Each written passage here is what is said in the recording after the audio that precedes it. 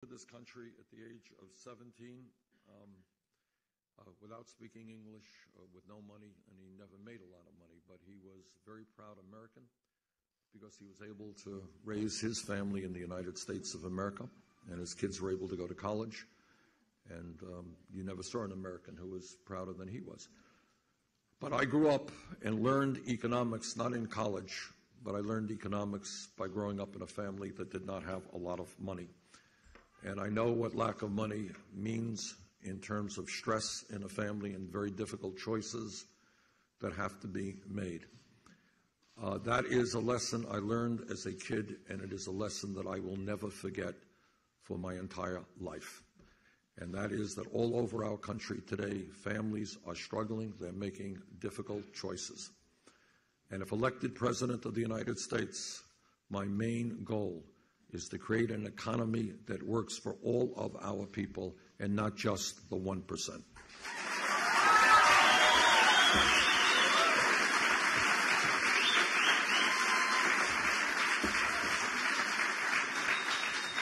And I want to say a thank you to the men and women here in the UAW and other trade unions and trade unionists around this country. I think it is not widely known. Media doesn't talk about it terribly much.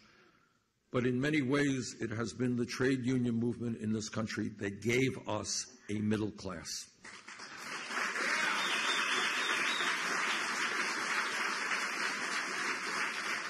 And in a sense, what this campaign is about is building on what the union movement has done. You know, 100+ years ago, workers in this country were treated like animals.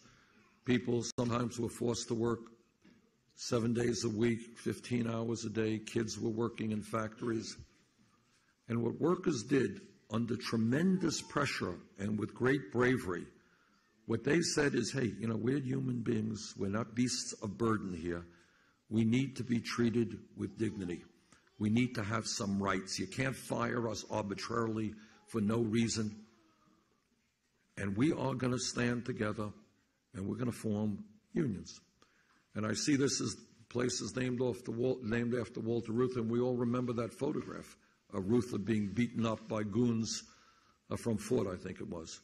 But how many workers were beaten, how many workers thrown in jail, fighting to make sure that working people in this country were treated with respect and treated with dignity.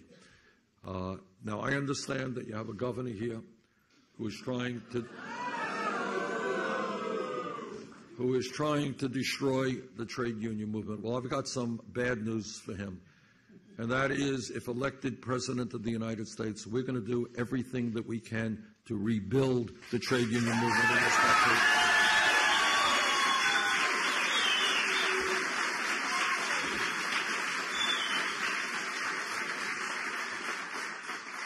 Without a strong labor movement, there will not be a strong middle class. And we're going to pass legislation that will make it easier for workers to join unions. If 50% of the workers in a bargaining unit plus one vote to sign a card to join a union, they will have a union. If a company refuses to negotiate a first contract with that union, that company will be severely penalized.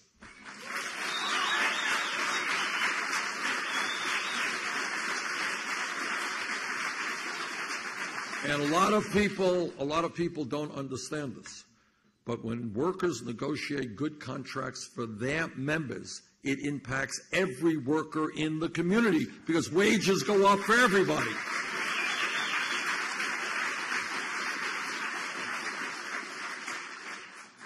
In my 25 years in Congress, I have a 98% AFL-CIO voting record. There's a guy. I'm not sure that I was the guy who was wrong on that 2%. So I am not a candidate who goes to the unions and goes to workers, then leaves and goes to a fundraiser with Wall Street. You are my family. And I have worked with unions for my entire life and with working people. That is what this campaign is about. That's what I've been about my whole life. So thank you all very much for what you have done in fighting for the rights of working people. There is nothing more important than that.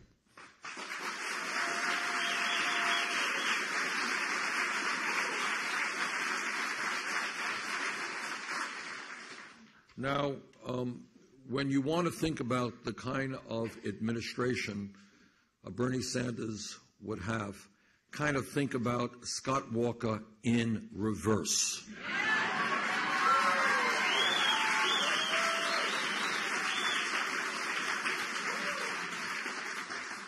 Scott Walker wants to destroy trade unionism. I want to build trade unionism. And here is another issue, and it's an issue that I would hope that people who may disagree with me or you on a number of points will agree with us on. Democracy is not a complicated idea, really is not. Pretty simple idea. And that is, you got to vote, and you got to vote, and you got to vote. And you vote for whoever you want. You want to vote for me, great. You want to vote against me, great. Disagree with me, that's okay. That's called democracy. But democracy is not about denying people the right to vote, suppressing the vote. That's not democracy.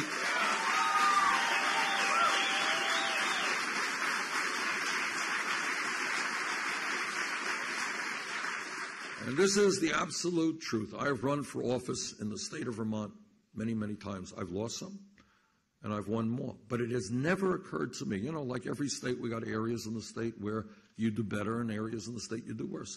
It has never occurred to me for 1 second, never, that I would try to figure out a way to make it harder for people to vote because they might vote against me. My idea has been to try to convince people with my ideas. And if I can't convince them, fine. If they vote against me, if I lose an election, that's called democracy. But that we have Governor Walker and Republican governors all over this country working overtime, trying to suppress the vote. Can you believe that?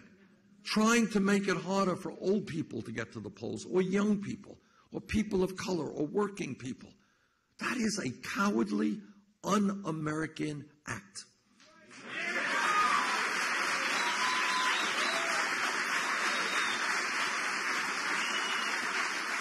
I mean, it really is. And I really say to Governor Walker and the many other Republican governors who are trying to suppress the vote, that if you cannot participate, if you're not comfortable participating in free, fair, and open elections, get out of politics, get another job.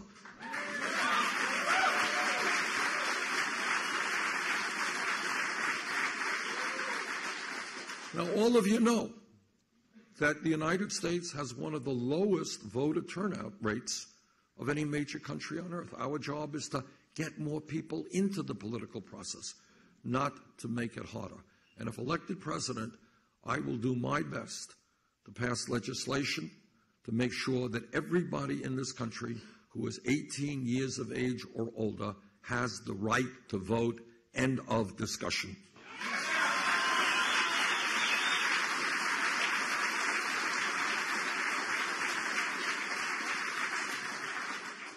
Now, Governor Walker apparently believes that it is a great idea to give tax breaks to large, profitable corporations and to cut education. Well, I believe it is a lot better idea to expand funding for education and demand that large, profitable corporations start paying their fair share of taxes.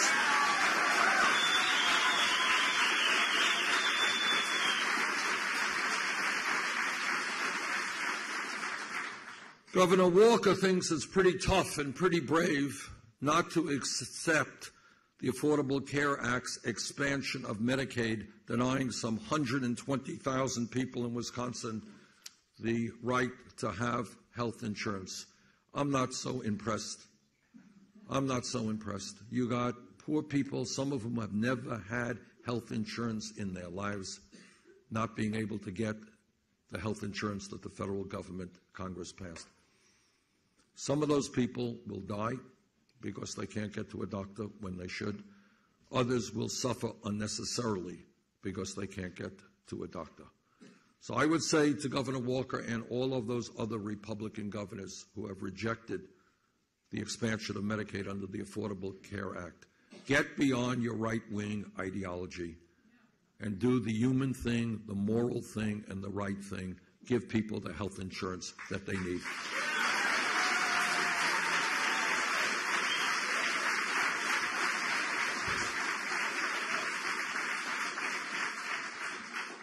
I was elected to Congress in the House from Vermont in the early 1990s, and from almost the first day that I was elected, I understood that the trade agreements being proposed, NAFTA and then CAFTA and permanent normal trade relations with China, were going to be a disaster for working people. And over those years, I worked very closely with the trade unions, trying to do everything that we could to defeat them. I remember back in the early 1990s being on the picket line in opposition to NAFTA. Now, these trade agreements really are not complicated. You don't need a PhD in economics to figure them out. Number one, they were written by corporate America to benefit corporate America. And what they are about, very simple. Corporate America sits up there and they say, well, why do I want to pay a worker here in Janesville or any place else in America a living middle-class wage, 20, 30 bucks an hour, whatever it may be? Why do I want to provide health insurance? Why do I want to obey environmental regulations? Why do I want to have to negotiate with a union? Why do I want to do all of those things when it would be much simpler to shut down here in Janesville, go to Mexico, go to wherever, and then pay people pennies an hour in another country and then bring my product right back into America? That's what they wanted to do. That was the plan behind these trade agreements. And that is, in fact, exactly what has happened. As a result of NAFTA, as a result of permanent normal trade relations with China and other trade agreements, we have lost millions of decent-paying jobs in this country. Thousands and thousands of corporations have shut their plants down, thrown American workers out on the street, and have gone to low-wage countries. That is not free trade. That is not fair trade. That is not the type of trade policies that we should have or we should continue.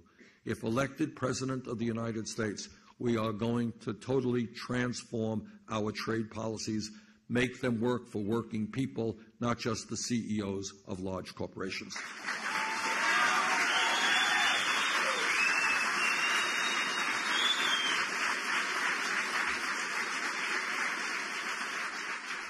Just, Ken, with your permission, I'd just like to tell you a brief story about the implications of these trade agreements. Way back in the early 1990s, I went with some other members of Congress to the Maquiladora area in Mexico, which is a special zone established by Mexico to attract foreign corporations, mostly Americans, some Europeans as well. And I went there in the early 1990s, and we looked at the factories, and they were really state-of-the-art, modern factories producing all kinds of products. And I said, well, I would like to now meet and go to the homes of the workers who work in the factories. Well, the problem was, and this is 100% true, we couldn't go to the homes of some of the workers because they did not live in homes. They literally lived in cardboard shacks. Do you know the cardboard that comes with refrigerators or washing machines? You know those big cardboard things? They had patched that together. That is was where. Now, this is the early 1990s. Things may well have changed. They were then, again, back in the early 1990s, making 25 cents an hour, living literally in cardboard shacks, drinking filthy water. I saw the water that was coming in. There was one light bulb strung up there. Those were the folks who were doing the jobs that well-paid Americans, that Americans had been doing at decent-paying jobs. So these trade agreements threw American workers out on the street and exploited some of the poorest people in our hemisphere. We can do better than that. So my basic philosophy is not unfettered free trade, but fair trade. Fair trade. Protecting the needs of American workers, treating poor people around the world with respect. But we can help poor people around the world without destroying the middle class of this country. And that's what we've got to do.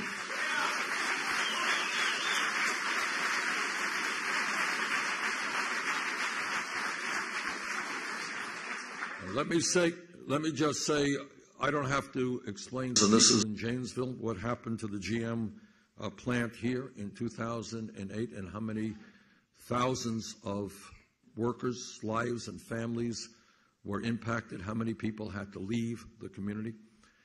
But also here in Wisconsin, as all of you know, in 1996, Johnson Controls shut down its Bruce City valve plant. They were then moved to Mexico, where they paid workers there 72 cents an hour.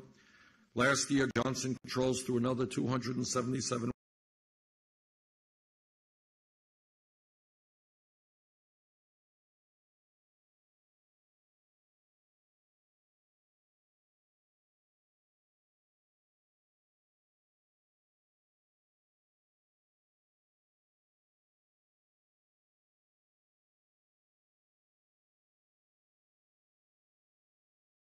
than that.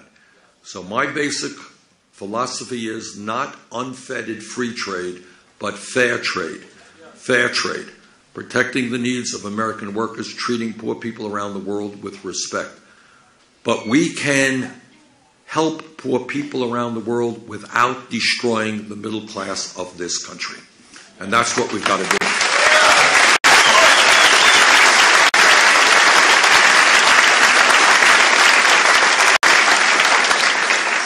Let me just say, I don't have to explain to people in Janesville what happened to the GM plant here in 2008 and how many thousands of workers' lives and families were impacted, how many people had to leave the community.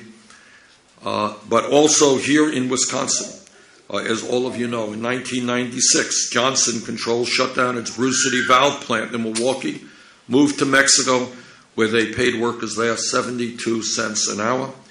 Last year, Johnson Controls threw another 277 workers in Milwaukee out on the street, moved to Mexico, China, and Slovakia, even though this company was making record-breaking profits. And that's the point to be made.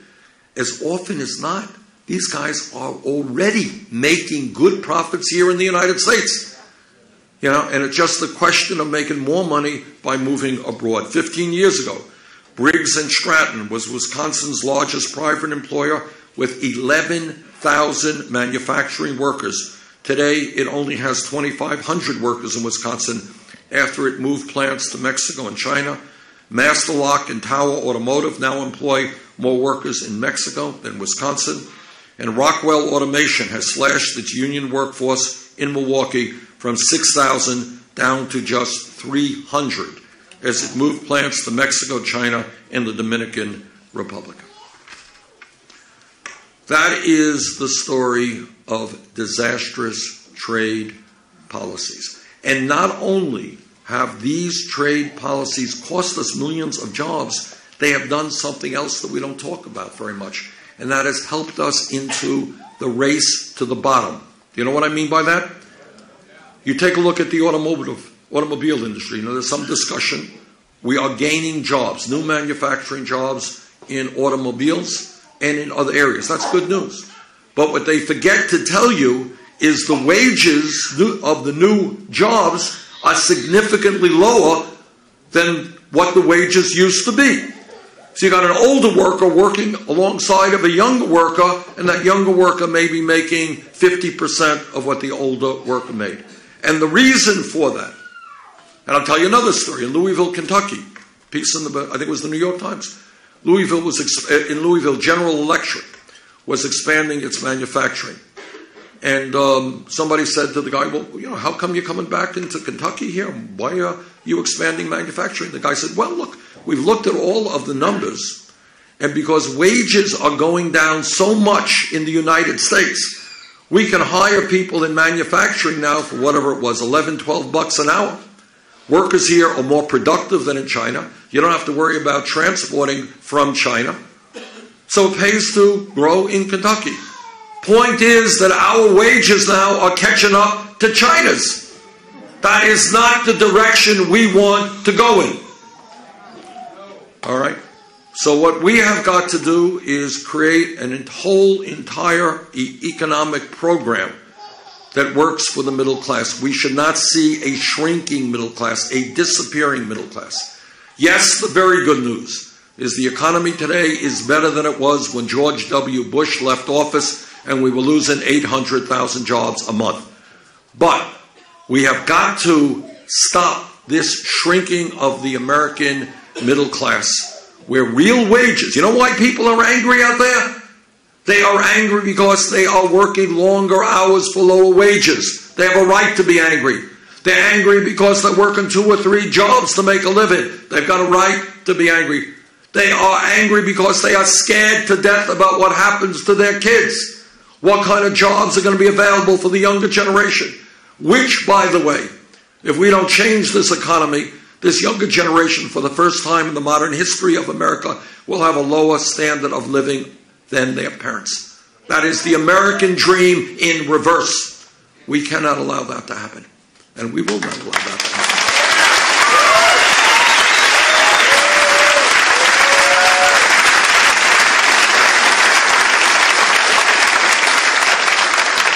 So let me just, and by the way, without being too political this morning, let me, oh yeah, I forgot, I am running for president, yeah, all right. All right, let me be political. On the issues of trade, Secretary Clinton and I have very, very different perspectives. I have voted against and worked against and led the opposition against every one of these disastrous trade agreements.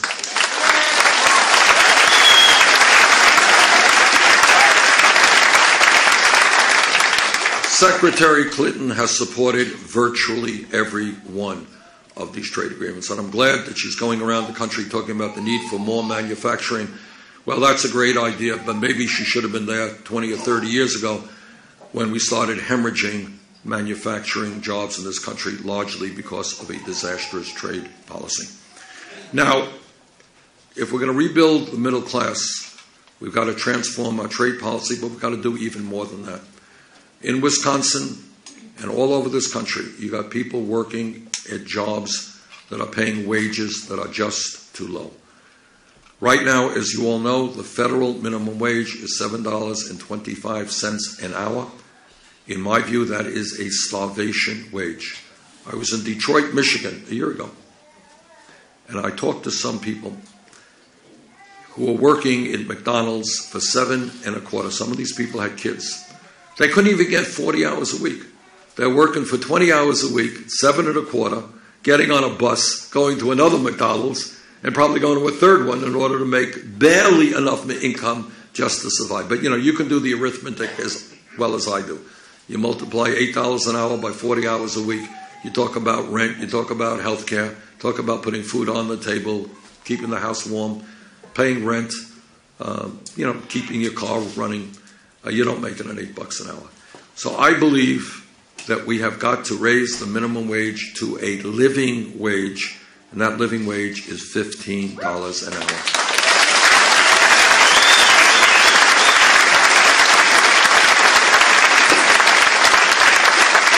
And that $15 an hour will take millions of Americans out of poverty.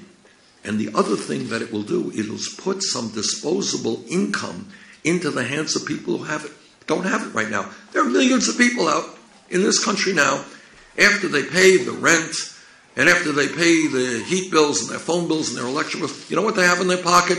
They got nothing. They can't go out to eat. They can't buy stuff.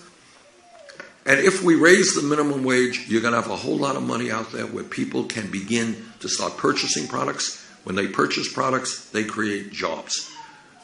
And that's what we've got to do. And by the way, when we talk about equitable wages, not just raising the minimum wage, we need to deal with this problem right now where women are making 79 cents on the dollar compared to men.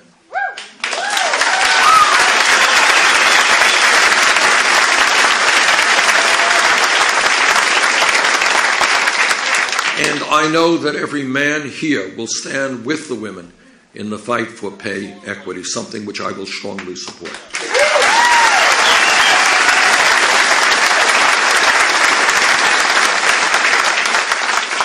What this campaign is about is asking people to think outside of the box, outside of the status quo, outside of the options that the media often presents to us. You can choose this or this. those are not necessarily the choices that we have to make. Right now, for example, in this great country of ours, our infrastructure is collapsing in many parts of America. All right? I was in Flint, Michigan a month ago, and I will never, as long as I live, forget what I heard from some parents in Flint, Michigan, who have observed their children being poisoned and the cognitive impact that had on their kids' brains. In Flint, Michigan, children are being poisoned by a totally dysfunctional water system. But it's not just Flint, Michigan, whose water system is in trouble. There are hundreds of them throughout our country. Our roads are in disrepair. In my state of Vermont, we have many, many bridges there that are in terrible need of fixing. We have a rail system which used to be the best in the world. It is now falling behind Europe, Japan, even China. We have levees and dams and airports that need a massive amount of work. We have proposed and introduced legislation to put $1 trillion in 5 years to rebuild our infrastructure. We will create over 11 million decent-paying jobs doing that.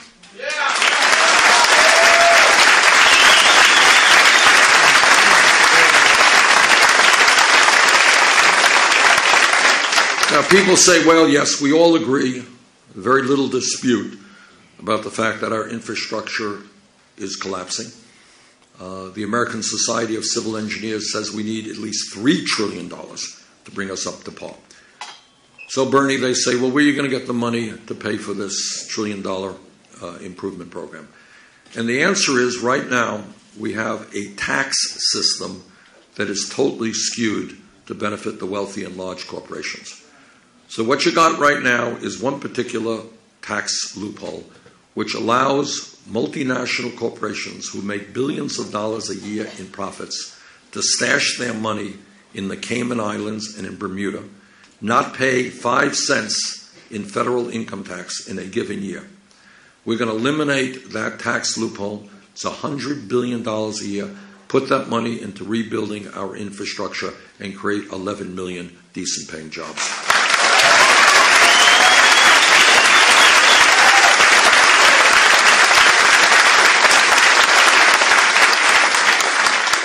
I think if you look at reforming our disastrous trade policy, raising the minimum wage to a living wage, creating 11 million good-paying jobs, rebuilding our infrastructure, we are on a path toward rebuilding the American middle class. But we've got to do even more than that. We understand that we are living in a very competitive global economy. And all of us have got to understand that the economy and technology have changed very significantly over the last several decades. 50, 100 years ago, it was great when we talked about public education being first grade through 12th grade. I'm a product of public schools in New York City, and they were excellent schools. But the world has changed. People today need more education. You need more education if you're going to get good-paying jobs in the middle class. That is why I believe that in the year 2016, when we talk about public education, we've got to be talking about making public colleges and universities tuition-free.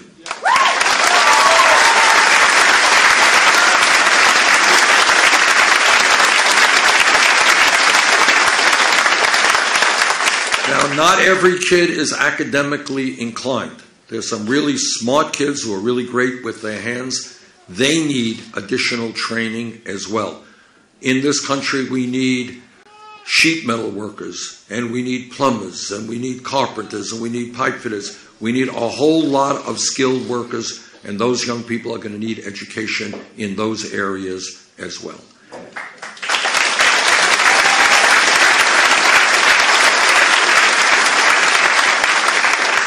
You know, thinking outside of the box, you ask yourself this question. Everybody tells the young people that they need education, and they do. And yet many of these kids are graduating school or leaving school 30, 50, 100,000, even more in debt. So what are we doing to these kids? I have talked to people who are paying off their student debt for decades. Talked to a guy in Nevada, never forget, 55 years of age.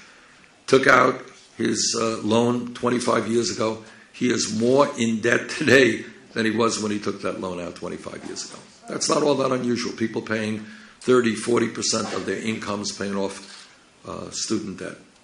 So I think we have to rethink student debt, and I think we have to allow people with student debt to refinance that debt with the lowest possible interest rates they can find.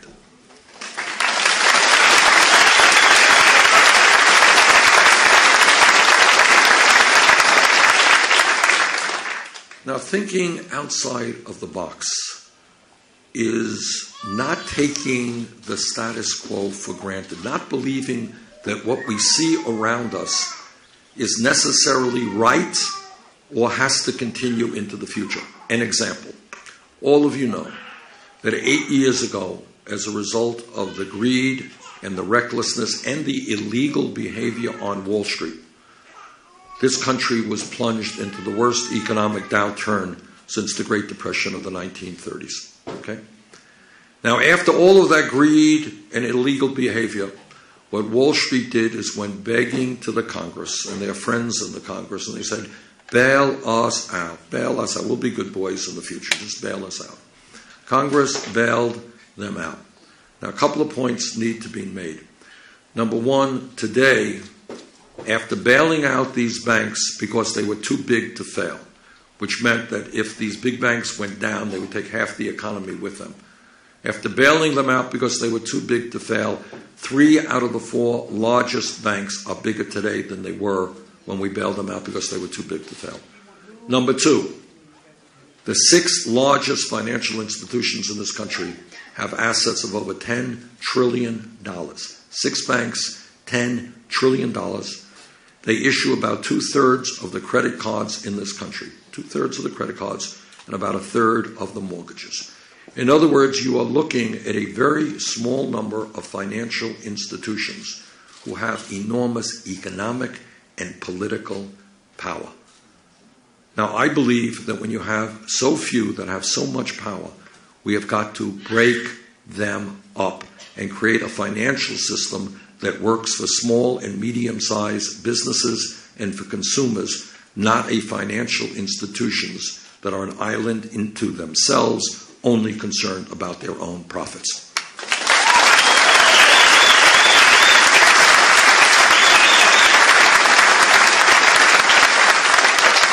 And when people say to me, well, Bernie, you know, you're like Santa Claus here. You want to give away free tuition at public colleges and you want to lower student debt. How are you going to pay for it?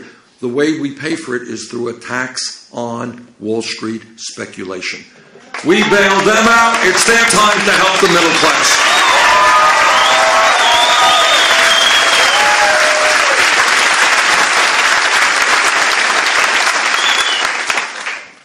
Let me touch on another issue. Again, it is thinking outside of the box.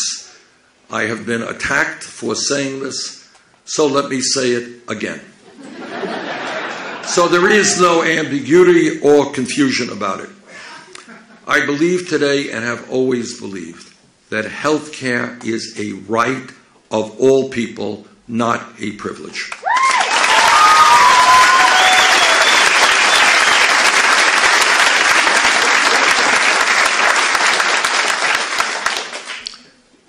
And I am deeply disturbed that we are the only major country on earth. You don't hear much about this in the media. But we are the only major country on earth that doesn't guarantee health care to all people. Do you all know that? Germany does it. France does it. The United Kingdom does it. Holland does it. Scandinavia does it. Canada does it. All people in those countries have health care as a right. Now, I'm a member of the committee that helped to write the Affordable Care Act. Affordable Care Act has done a number of very important things. We did away with the so-called pre-existing conditions.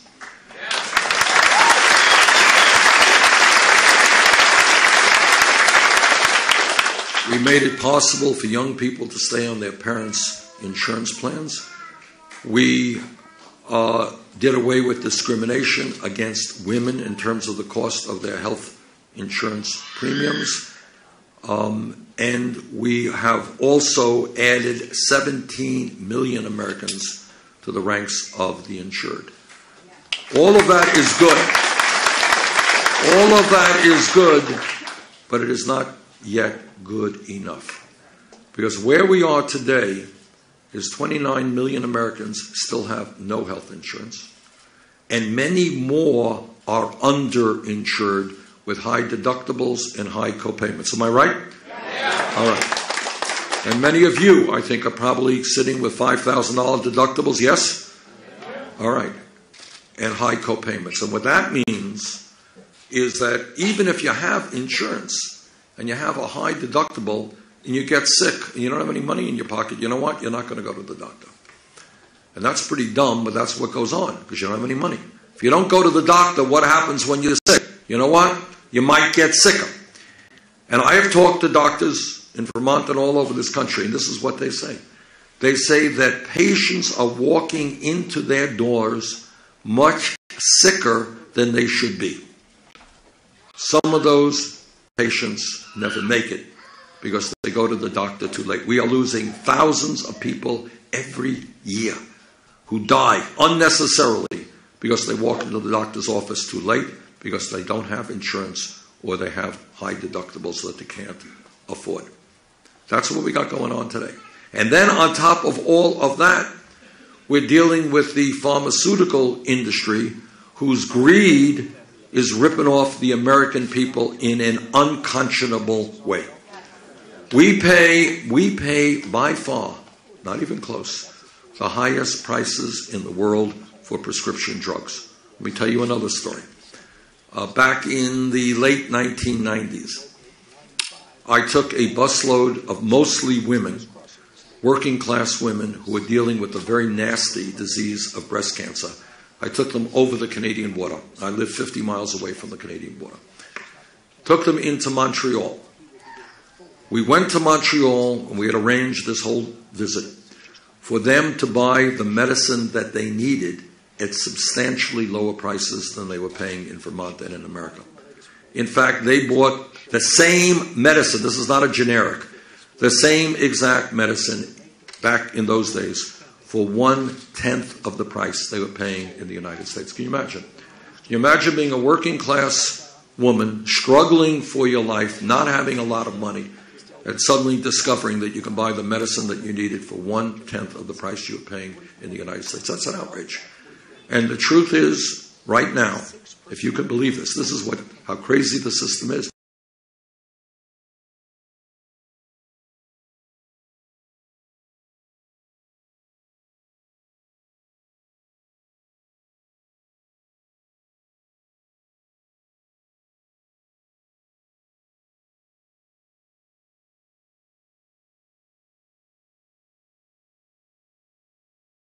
One out of 5 Americans today who receive a prescription from their doctor are unable to fill that prescription because they cannot afford it. Do you know how crazy that is? You go to the doctor because you're sick, and the doctor says, okay, here's the diagnosis here. Fill out, take this medicine, you'll get better. But you can't take the medicine because you can't afford it. People get sicker. And what happens when they get sicker is they end up in the emergency room, which costs the entire system a whole lot of money. Or maybe they end up in the hospital for tens of thousands of dollars. That is a dysfunctional healthcare system. A good healthcare system, A, tries to keep people healthy, B, treats them when they need to be treated, not after they are very, very sick. And that is what a sane healthcare system is about. And it is also a cost-effective healthcare system. It is much less expensive to treat you when you need treatment than when you are sitting in a hospital near death. All right?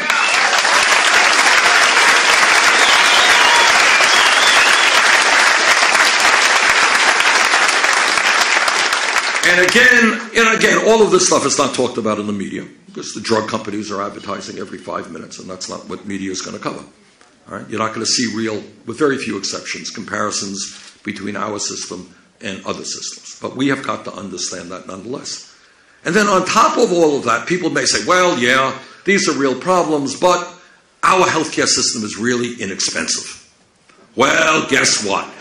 You are not shocked to know that we have by far, per capita, the most expensive healthcare system in the world. Now, over in the United Kingdom, they guarantee healthcare to all of their people. We end up spending almost 3 times as much per capita as they do in the UK. 3 times!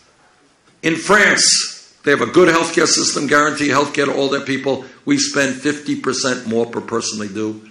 In France, we spend much more than they do in Canada. Are those systems perfect? No, they are not perfect. No system in the world is perfect. But in our system today, people talk about rationing. We have lots of rationing. But it's rationing based on cash. It's rationing based on the fact if you don't have the money, you don't go to the doctor. It's rationing based on the fact that if you don't have the money, you do not buy the prescription drugs that you need. It is rationing in the fact that if you are poor in America, you may die 10 years younger than if you are wealthy. That is rationing. And that is a system that has got to be changed. It is not too much to say that in the year 2016, and don't let the Scott Walkers or the media, anybody else, tell you that we cannot do this. We can provide health care to every man, woman, and child as a right. And when we do that, we will save, through a Medicare for All single-payer program, we will save middle-class families thousands of dollars a year on their health care costs. We will save...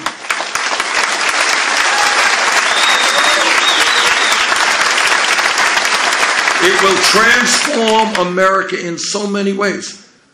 Every union that I talk to, what are they always negotiating with their employer? Health care cuts, right?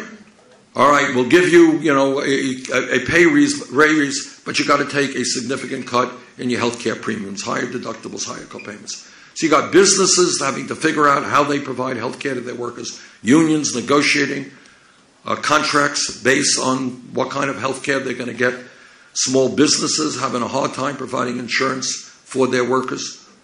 Many people staying on jobs in America. You know how many people stay in jobs in this country for one reason? Not because they want to be in that job, but because that job provides them with decent health care. There was a story in the paper a couple of years ago, some older guy, in his 50s or so, and he joins the military. And they say he had been in the military and he re-enlisted. And they said, why did you join the military at your age? It's the only way I can get health insurance for my wife who has breast cancer. And you got millions of people who are in that category. Provide good quality health insurance for every man, woman, and child in this country. You're going to unleash an incredible amount of potential, economic potential. People can go out, start the businesses, do the work that they really want to do, not stay stuck in jobs they don't want to do.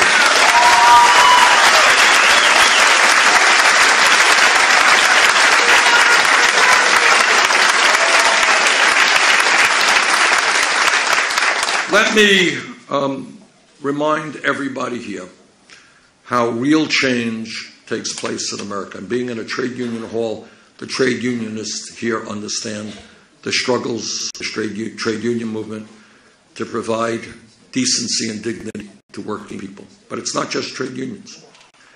How do you think we brought about changes in civil rights in America? You think it came from on top? You think it was some president or governor? It wasn't. It was always from the bottom on down. It was people for hundreds of years, people whose names we do not know, African Americans and their allies, who said from day one, in the throes of slavery, that in this country we will abolish racism, we will abolish segregation and bigotry. And those people fought, as you know. Some of them died, some of them went to jail. How many were beaten, we will never know. That's how change takes place. If we remember history, we understand 100 years ago, 100 years ago, women in the United States of America did not have the right to vote, could not get the education they wanted, could not get the jobs they wanted. That was 100 years ago, which is no time at all from an historical perspective. But women stood up and with their male allies said, in America, women will not be second-class citizens.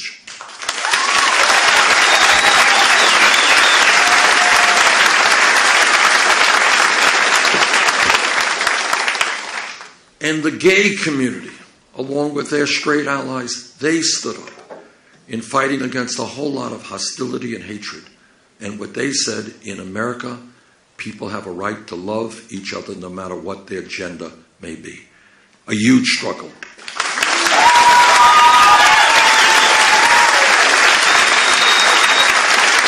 And I want to give you another example. And the reason I raise these issues is to tell you how change takes place. Think about this. This is absolutely contemporary. If we were here in this Union Hall 6 years ago, 5 years ago, somebody jumps up and they say, Bernie, you know, this $7.25 an hour federal minimum wage is a disaster. It's a starvation wage. We've got to raise that minimum wage to $15 an hour. The person next to him or her would say, $15 an hour? You are nuts. You know, you're talking about doubling the minimum wage. You know, that's unrealistic. It can't happen. You're being too bold. You're too big of a thinker. All right, maybe we could go to $8 an hour, maybe even $9 an hour. That's a big increase. $15 an hour, you're crazy. But what happened? What happened is that people in the fast food industry, people in McDonald's, in Burger King, in Wendy's, they went out on strike. They stood up. They fought back. They went to the communities. And then suddenly, 2 years ago or so, Seattle, Washington, $15 an hour. San Francisco, Los Angeles, $15 an hour. Oregon, $15 an hour. In the last few weeks alone, California, New York State, $15 an hour.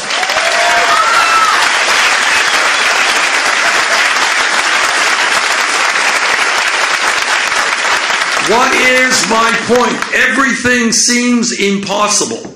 Everything seems radical until we make it happen. And then people say, well, what's the big deal? Of course the minimum wage should be $15. You need a living wage. Why should that be a shocking idea? It's the same thing with the fight over health care. The day will come when everybody in this country has health care as a right. And your grandchildren will say to you, I can't believe you actually lived in a country where people did not have health insurance. Grandpa, you're not telling me the truth. Okay? You lived in a country where a woman gave birth and then had to go back to work 2 weeks later because she didn't have the money to take care of her family. She had to separate herself from her baby. Grandma, that's not true.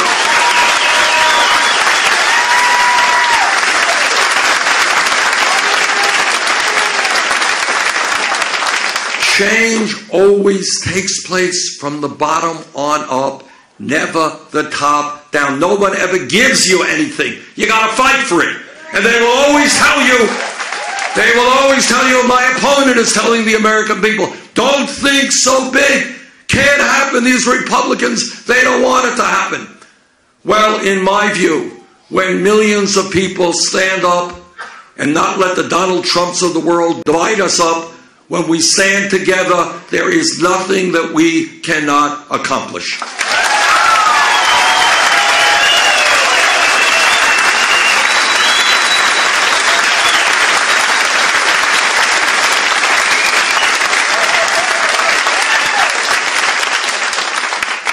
And that's what this campaign is about. It's about telling you the simple truth.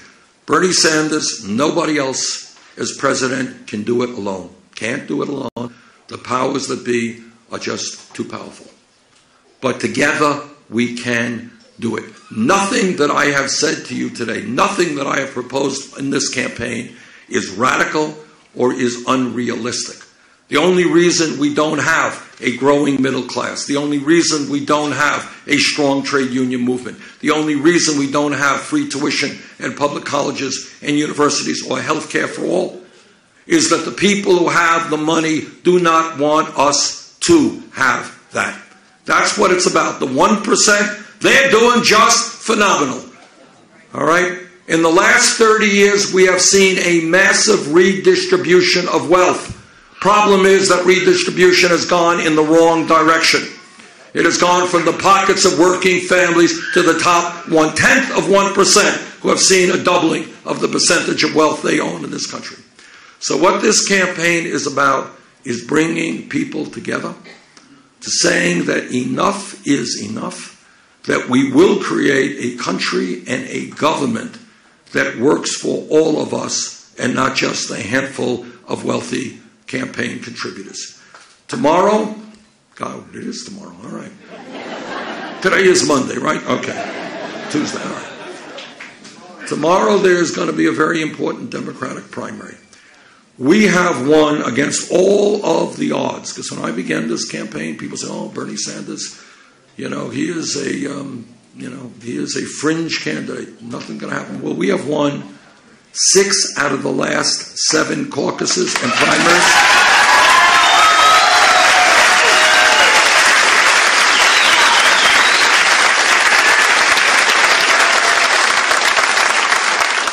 And every one of those victories was by landslide proportions, minimum 67%. All right?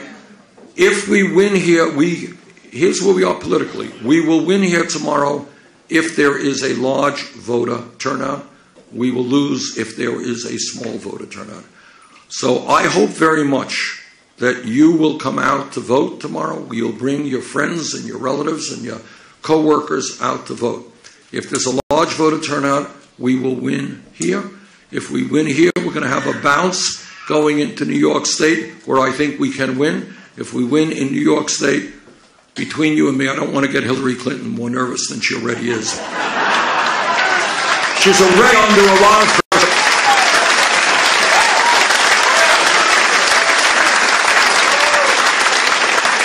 So don't tell her this. But I think we win here, we win in New York State, we're on our way to the White House. Thank you all very much.